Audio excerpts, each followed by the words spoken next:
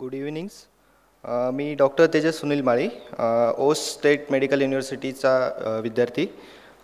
मी 2018 साली डॉक्टर दीपेश रसासळ यांच्यातर्फे ॲडमिशन घेतले. पण ज्यावेळेस मी ॲडमिशन घेतले तेव्हा घरच्यांना आणि मला सगळ्यांनाच एक भीती होती की बाहेरच्या देशात शिक्षण घ्यायचं, तिथलं शिक्षण कसं आहे वगैरे सगळं एक भीती असते प्रत्येकाच्या मनात, जो स्टुडंट बाहेर शिकायला जातो.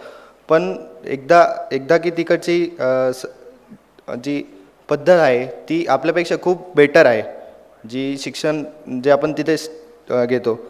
आणि त्यात बाहेरच्या देशात शिक्षण घेणारे विद्यार्थी आणि आपले इंडियन मेडिकल ग्रॅज्युएट्स जे इथले विद्यार्थी असतात यांच्यात खूप फरक नाही आहे.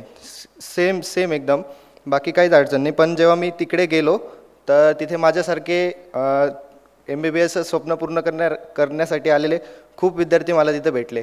आणि तिथे गेल्यावर माझे सिनियर्स पण आहे इथे, त्यांचे पण खूप खूप आभार की त्यांनी मला चांगलं गाईड केलं. आणि जे आपले ते सुद्धा आपलं स्वप्न पूर्ण करण्यासाठीच तिथे आलेले होते.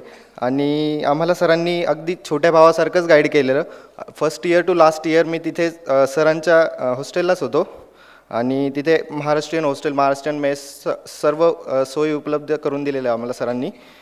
मी जून 2023 साली MBBS ही पदवी घेऊन भारतात परतलो.